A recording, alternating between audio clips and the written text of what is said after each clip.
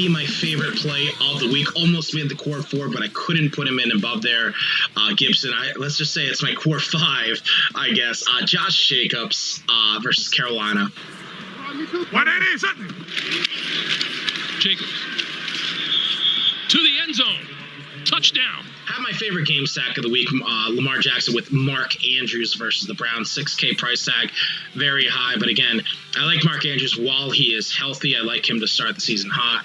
Ricard, the motion man, fake the handoff. Jackson throws. Oh, what a grab! Touchdown! Mark Andrews snags it for the score. And at the bottom, I got Washington versus Philly here, 2K right here.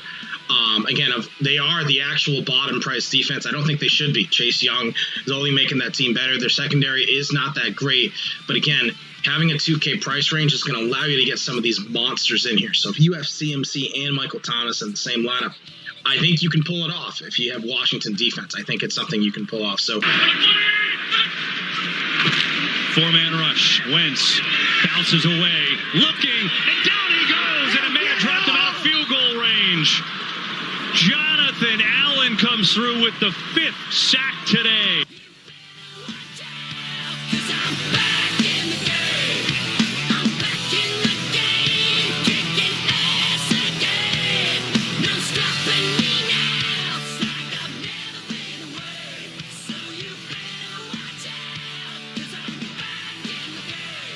What's up, everybody? Week 1 in the books. How's everything going? Hey, we had some misses. We had some hits. The core 4 didn't quite work out the way we wanted, but that's okay. We did well on some other pieces. Did well in season long.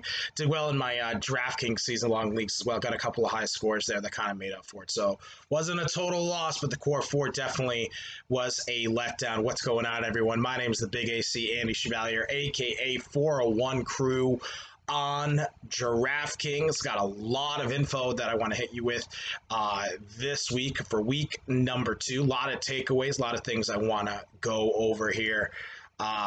First and foremost, let's go over the question of the week from last week. We did have a winner. What wide receiver recorded 8 catches for 154 yards and 2 touchdowns? Week 1 of 2019 and 5 catches for 146 yards and 2 touchdowns. Week 1 of 2018. Both with 2 different teams. A couple people did get it right. The correct answer is Deshaun Jackson. Good week 1, 2018.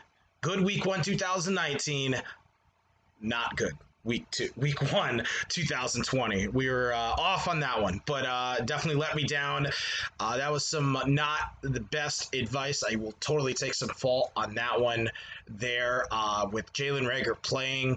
Deshaun Jackson definitely had to bump down. I did say in the chat prior to game time with Miles Sanders out, Boston Scott in, that I'm totally fine with swapping either one of them. That being said, it wouldn't have mattered. The point differential was nothing. I will say this though, very important. Carson Wentz led the NFL Week 1 in air yards. And that feels like it falls right under Deshaun Jackson's wheelhouse. But for whatever reason, Washington just shut them down. Chase Young is everything the beast we thought he would be. So, yeah, Deshaun Jackson was the correct answer in regards to the question of the week, not for daily fantasy. Corey Trainer won that $1 ticket. So, Corey, congratulations on getting that one correct first.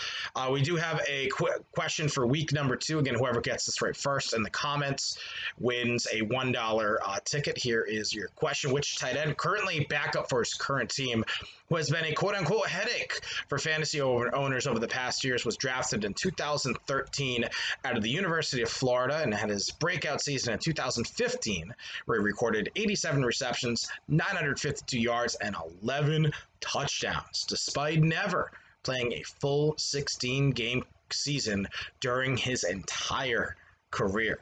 First person to get that right gets a $1 DraftKings ticket. First comment I see that is correct gets that right. Before we move on to the core 4, something we want to go over every single week, or I want to go over every single week, is the target leaders for week number 1. Whoever is the leaders are going into the whatever week we are on. Why is this important? DraftKings is a full PPR. You get a 1 full point for every catch. So target leaders is pretty important. Here we go. Devonta Adams leads the way, 17 targets. Wah wah wee wah. He was the monster to have last week. Underneath that, we have Nuke, 16 targets. Fast-paced offense. The matchup wasn't that ideal last week, but he's still getting a ton of work, something we're going to want to keep track of. Mari Cooper, right underneath that, 14 targets, didn't get in the end zone, but he had a very big game. So probably a guy we like this week. Underneath that, Jameson Crowder, no surprise there that he got as much targets. Surprised about the yardage and the touchdown, yes. But he is kind of, this is what Darnold did last year. He just targeted Crowder while he was on the field. Doesn't look like Crowder's playing this week, though. Underneath that, Julio, Ridley, Gage, all with 12 targets, all on the same team, all over 100 yards receiving. Matt Ryan threw for 54 times. He threw the ball 54 times in the air. That is something we 1,000% have to take advantage of going forward. So Julio, Ridley, Gage, all with value, all 12 catches, all over 100 yards. Something we're going to want to keep track of here. Underneath that, Odell Beckham, you saw last night, he's the wide receiver one on that team. He is very good when the Cleveland Browns actually throw him the ball. So nice to see him get targets both last night and week one. Will Fuller, 10 targets, 8 catches. Whoever the wide receiver one is in Houston has value. Underneath that, Deontay Johnson, 6 targets, above Juju in the target department. Something to keep track of, something we want to monitor. John Brown, above Stephon Diggs in targets, 6 touchdowns, 70 yards, and a touchdown. Something to keep track of. 2nd year in a row. He's toasted Miami, by the way. Underneath that, I'm going to talk about this guy later on. Quintez Cephas. Who is this guy, and why is his name worth so many points in Scrabble? We'll talk more about it later. Underneath that, Saquon Barkley led the NFL for running back targets there with 9. Bad game, but getting the workload, something to monitor. And DJ Moore, 9 targets. That's going to be a guy always on your radar because that defense is really bad. Let's go over our core 4 this week. These are 4 guys that I'm going to use in the majority of my lineups. We'll start off at the quarterback position. I have Matt Ryan here versus Dallas for $6,600. I'm not going to lie. Dak Prescott, $200 more. I equally like a lot. In fact, I'm probably going to have a 50-50 split. In my eyes, these guys are pretty much the same. I wrote Matt Ryan because he's a little bit cheaper. Dak Prescott does do awesome at home, and he's got rushing upside. So for $200 more, essentially the same price. Dak probably gets the bump for me, but it's really close. The price differential is kind of why I had Matt Ryan there. But again, I'm totally fine with both Dak and Matt Ryan. Again, Matt Ryan threw the ball 54 times last week. Holy moly, that is a lot of air yardage right there. Underneath that, again, following the process, following Carolina, Ronald Jones, clearly the guy. Did he rock my socks last week when it came to production? No, but he clearly was the starting running back, got the majority of the carries. It would be extremely frustrating if Leonard Fournette, this is the week he becomes the starter. Of course, that will be frustrating, but I like Ronald Jones a lot for $5,200. I will say this, when it comes to cash game lineups, very okay with Ronald Jones for $5,200. If you want to sub out Ronald Jones for a guy like, say, Zach Moss, who we'll talk about later in the show, for $4,800, totally fine with that in tournaments. Totally fine with that. Ronald Jones, of course, will be very highly owned this week. Probably the number 1 owned running back percentage-wise. But again, $5,200, it just doesn't feel like it's going to take much for him to get a return on investment there. Again, and Carolina is just the worst when it comes to running backs. Underneath that, one of my favorite plays of the week, Paris Campbell against Minnesota. Again, following the research, Minnesota has a very banged up secondary. T.Y. Hilton dropped 2 really important passes last week for Philip Rivers. Paris Campbell clearly was Rivers' favorite target last week, so I like Paris Campbell. He didn't find the end zone last week, and he still got a return on investment. Anytime a player does that, they grab my attention. When I watched that game, it was slightly annoying to see the Jack Doyle targets go to Paris Campbell because the research was right. Philip Rivers does the same read every time. It just wasn't to the tight end. It was to Paris Campbell. So something to monitor this week. I love Paris Campbell a lot. Still like Jack Doyle. Still a fan of his, but Paris Campbell is a guy for that price range against that bad of a secondary. I like Paris Campbell a lot. And underneath that, I was having trouble finding a tight end this week, so I actually doubled up on running backs. I got Derrick Henry versus Jacksonville.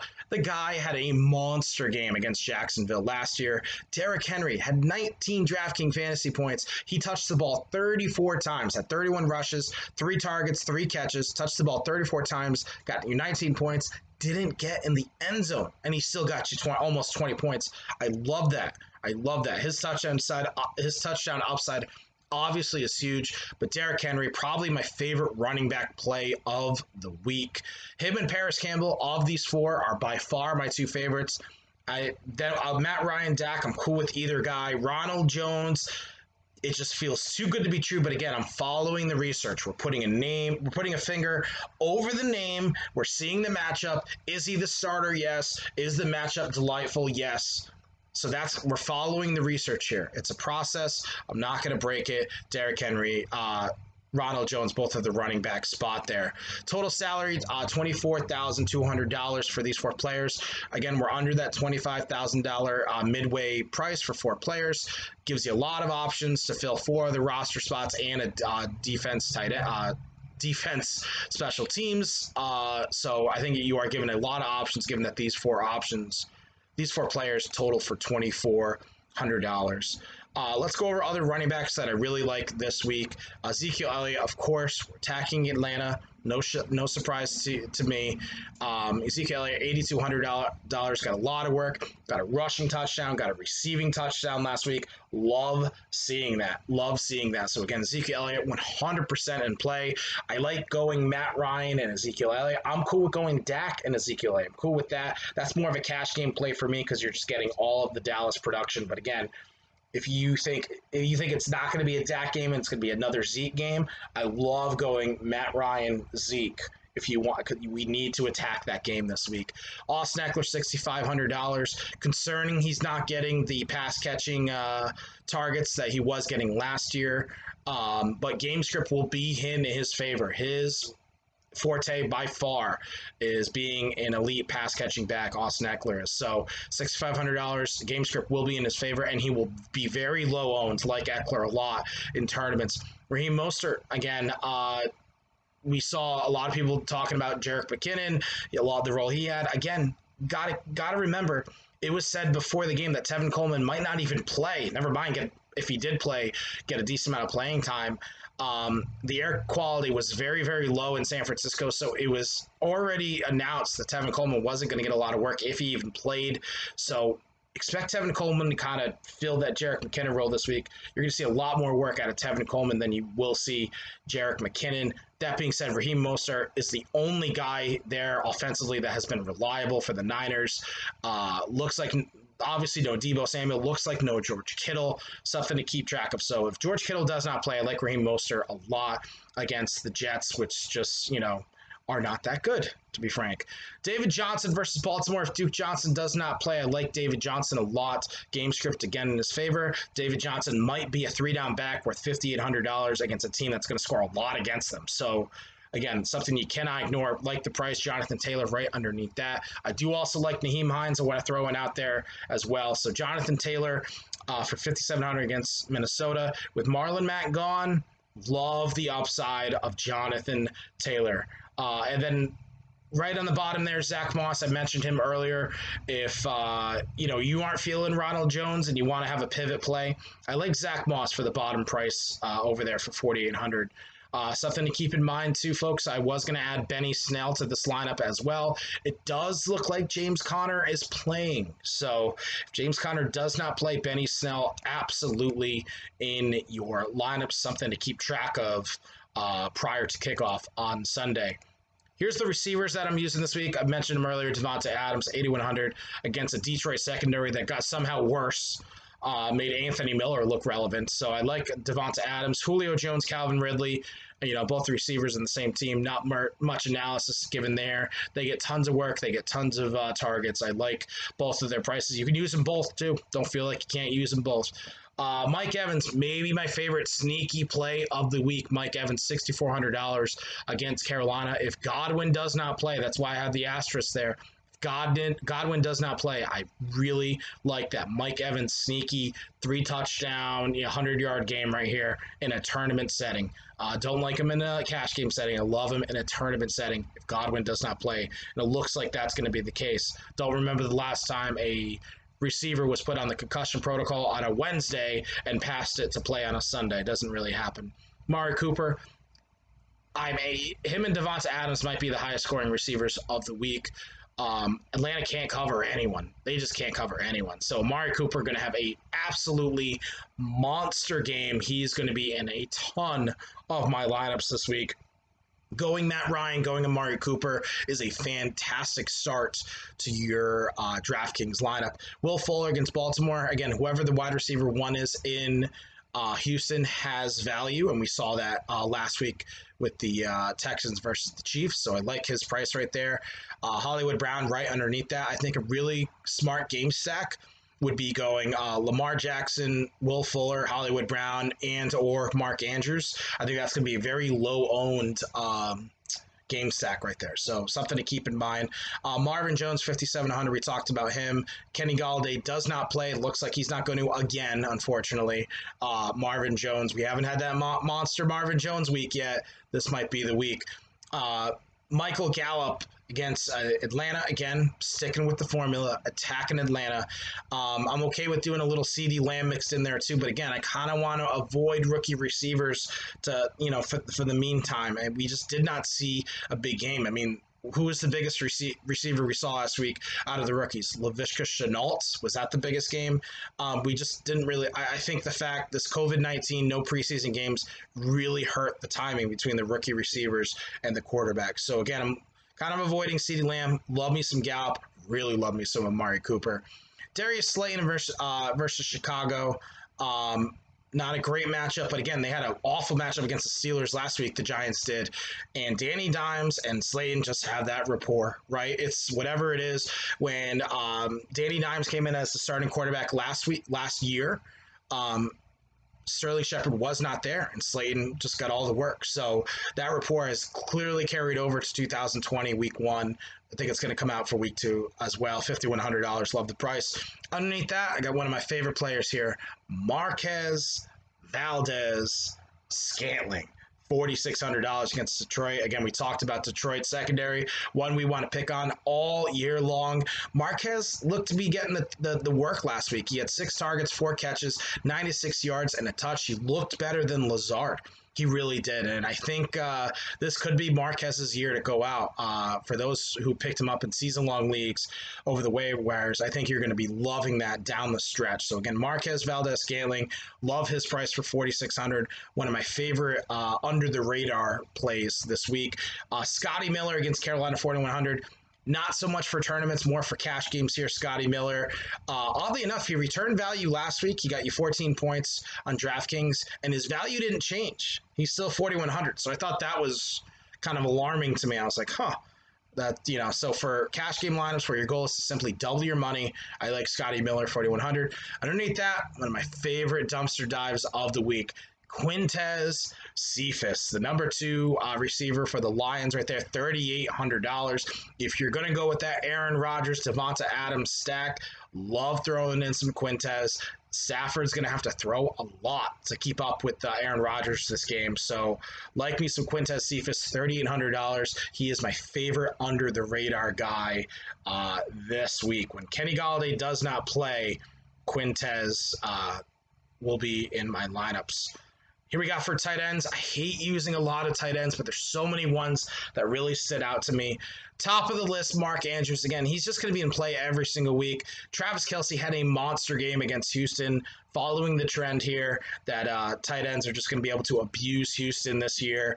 Again, I really feel like that Lamar Jackson, Mark Andrews, Hollywood Brown, David Johnson, Will Fuller types of stacks, I think it's going to be low owned. I think it's going to go under the radar. And anytime that is happening, where you're getting Lamar Jackson, type games under the radar, low owned, that's going to be a game you're going to want to attack. So for tournaments, I really like Mark Andrews here for $6,300.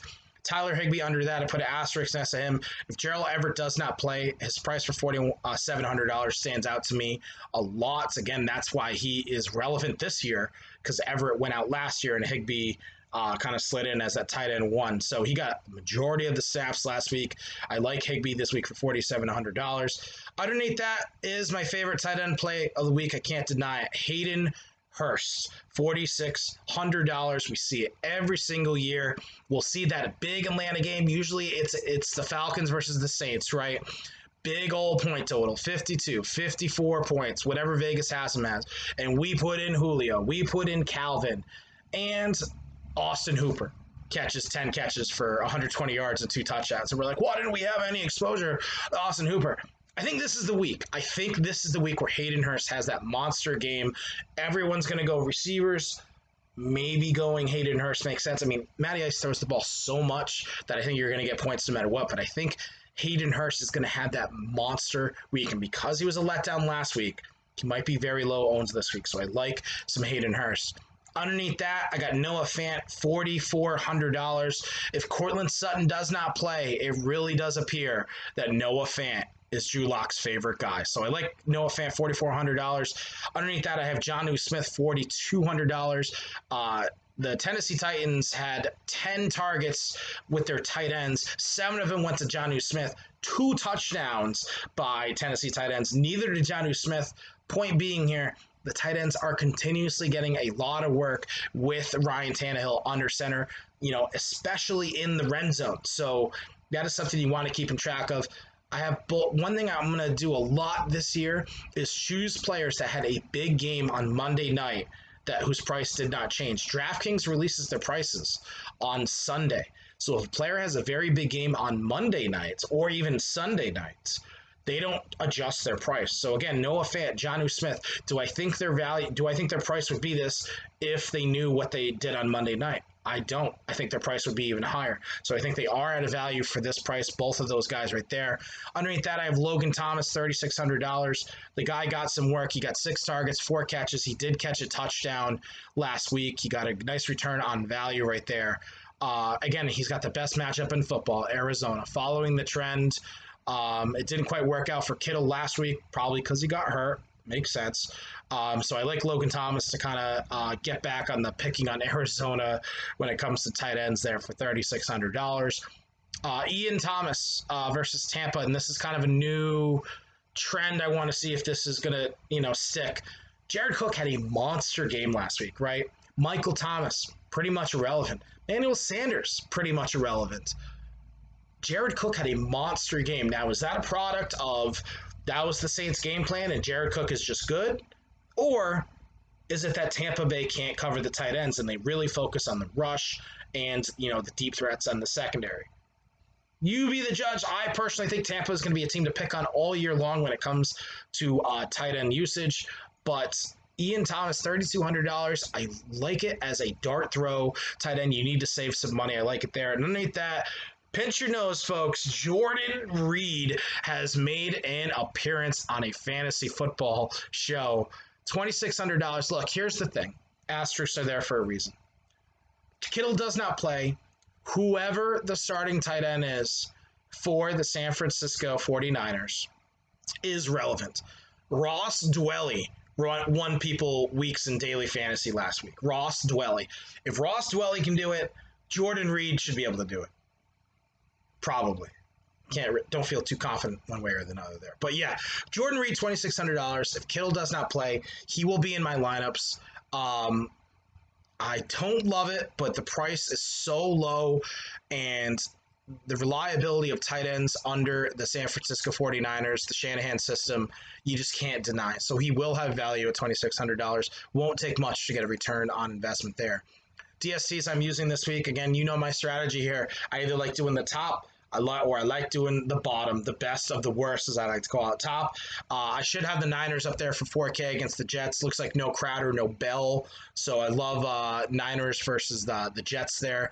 Darnold's going to be seeing the boogeyman. Steelers versus Denver. Steelers just look like a juggernaut. They're at home this week, $3,800 against Denver. Cortland Sutton doesn't play. I love it there. I do have the Bears and the Cardinals underneath there, both home defenses. If you notice, all my defenses are home. I like to stick with that. Home defenses. Bears, Cardinals right underneath that, 3,700, 3,000. Like them both, but again, the two defenses I'm probably going to be using the most are the Eagles at home against the Rams. Jared Goff does not do well on the road. He is going from LA to Philly. Big road trip. His stats are night and day when it comes to his home away splits. So I like the Eagles there, and I like the Jets at home against the Niners. Again, I told you about the Niners. They're missing all of their weapons. I just don't think they're going to be able to put up points. The Super Bowl hangover is a real thing, folks. It is a real thing. Players I want to keep on my radar this week. This is a new feature we're going to have each and every week. Players you want to kind of keep your eye on this week: Marvin Jones, Quintez Cephas. If Kenny Golladay does not play, really like these guys a lot, particularly Quintez for 2K less than Marvin Jones. Looks like Kenny Golladay is not playing, so that is something you want to keep track of. Noah Fant, again, Cortland Sutton does not play. Noah Fant is the most reliable target on that team, so I like Noah Fant for 4,400. Mike Evans, if Godwin does not play, again, don't remember the last time I saw a guy go on concussion protocol on a Wednesday and play on a Sunday. Doesn't usually happen, so I like Mike Evans right there. He is probably my favorite sneaky tournament play of the week. Tyler Higbee right underneath that. If Gerald Everett does not play, I like him for $4,700, something to monitor. And I already talked about him. Jordan Reed. Kittle does not play. Jordan Reed, $2,600 starting tight end for the San Francisco 49ers. How can you not do it? Right? Convince me, please, because I'm not convinced. But, I do like Jordan Reed, $2,600. Before we wrap up the show, I do want to go over a fan question that I got. Probably my favorite question I got this week. My friend, my guy, Brian Finn, haven't seen him in a while. What would you say was your biggest takeaway from week one lesson that you learned that you're carrying into week two? There was two, I would say. One, avoid rookie wide receivers. Easy for me to say. Clearly that rapport needs to kind of be gained before we really start relying on them in fantasy. Henry Ruggs, Bryan Edwards were big letdowns for me last week. Pretty much all the rookie wide receivers were letdowns for me. So, again, kind of avoiding them, letting them get their footing first before I start really relying on them in fantasy. And number two, my biggest takeaway, which we'll use each and every week, don't ignore the research. Follow your research. Everything told me to attack Minnesota, that their secondary is significantly worse. They got rid of 3 of their 5 best defensive players. Everything said to attack them. I didn't tell you guys to do it, and it cost me. I mean, I had some Aaron Rodgers lineups in there, but it not enough to really make it worth it. I mean, this is going to be a trend I'm going to follow all year long with Minnesota, but follow the research. Carolina, awful against the rush. Atlanta, bad against everything. Detroit, bad against the air attack. There's going to be matchups we're going to see. Arizona, bad against tight ends. Put your finger over the name, follow the research, and follow the trends that are going to win you a lot of money. Folks, again, don't forget about our question of the week right over here. Let me get that back up. There it is. Which tight end currently backup for his current team, who has been a headache for fantasy owners over the past years, was drafted in 2013 out of the University of Florida and had his breakout season in 2015, where he recorded 87 receptions for 952 yards, 11 touchdowns, despite never playing a full 16-game season during his entire career. Whoever gets that question correctly first in the comments wins a $1 ticket. Folks, that's going to do it for me today. Longer show, right around the 30-minute mark, so I am going to wrap it up. Hope you had a lot of fun. Again, I can't emphasize it enough, folks. Money is made between 10 a.m. on Sunday and 1 p.m. on Sunday. That is where money is made. You need to check out those inactives. You need to see who's not playing, both offensively and defensively. Very important that you do that. Watch the highlights. Don't just read the box score. Watch highlights. Watch game film. See why these results are happening. That's how I got the Ian Thomas thing. That's, we'll see if that ends up carrying over. Watch how these results are happening. If a receiver gets a pass interference call 50 yards down the field, does that mean he did bad that game? No, of course not. But you need to see that. Those type of things will show up in the box score. So keep that in mind, folks. Until then, my name's the Big AC. Good luck week 2, folks. Good luck out there on the Fantasy Gridiron. Leave your questions below. Season long, daily fantasy, trade questions. You let me know what you're thinking, and we'll make it happen, folks. Until then, my name's AC. We'll see you next time on the Fantasy Gridiron. See you next week, folks.